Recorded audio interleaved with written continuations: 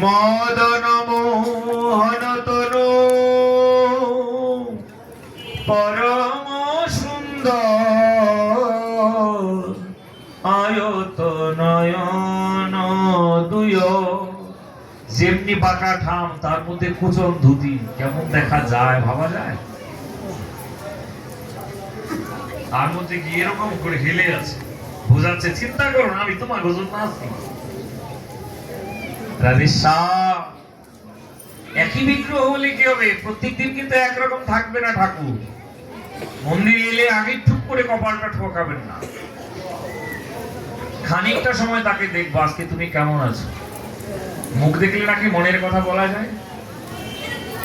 কে বলতে পারে? সন্তানেরটা বাবা মাই বুঝতে পারে। তাহলে মদন মোহনেরটা কারা বুঝবে? আপনারা বুঝবেন। মদন ভালো আছো তো?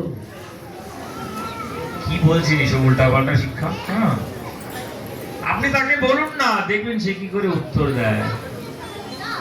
গীতবিতানে ঋষি কবি রবীন্দ্রনাথ বলে নাই, কি করে আনবো মুখে তোমায় ভালোবাসি লজ্জার কথা,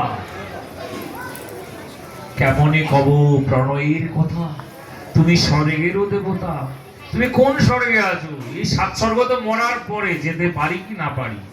আর ভক্তরা তো স্বর্গ চায় না, ভক্তের স্বর্গ হচ্ছে এই আনন্দের ধাম।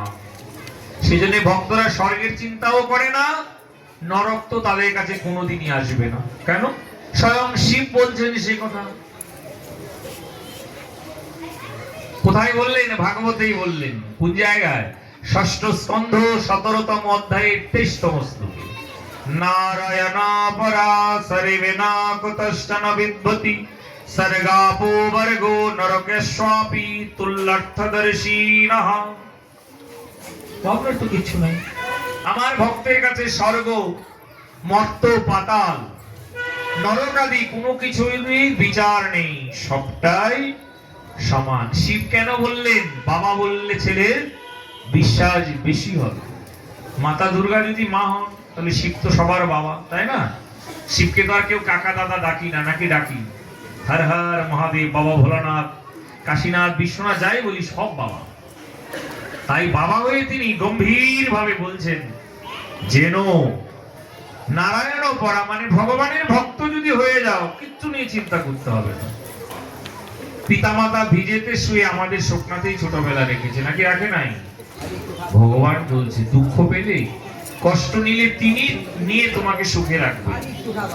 কই, আমি তো এত সেবা করি, আমার তো দুঃখই দূর হয় না, অভাবই দূর হয় না। আরে বোকা,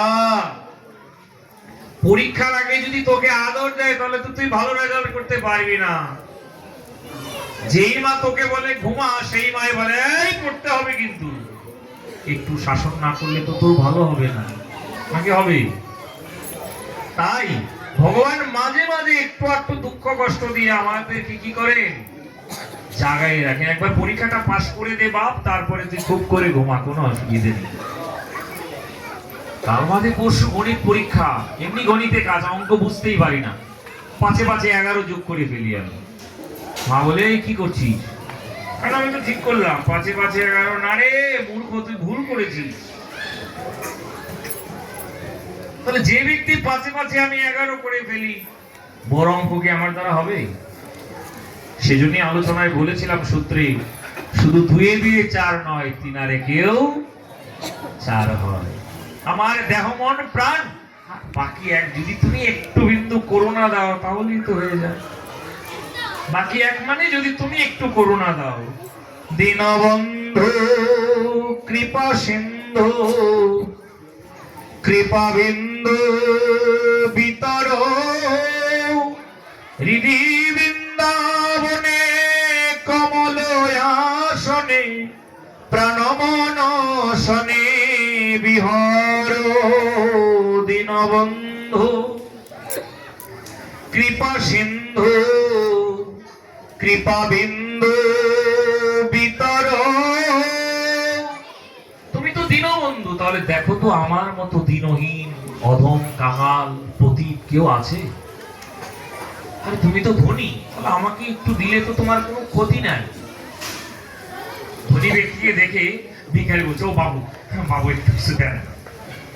5 টাকা দিয়ে বলছে, বাবু 5 টাকা দিলেন? বাবু হাসতে হাসতে বলছে, রসিক বল, কেন তোকে কত দেবো? বাবু আর 5টা টাকা দে, একটা রুটি আর একটা চা তো খাও। রাধে রাধে। সে সরল ভাবে আকুতি জানিয়েছেন, বাবু কৃপা করে 5 টাকা নোটটা নিয়ে 10 টাকায় একটা নোট।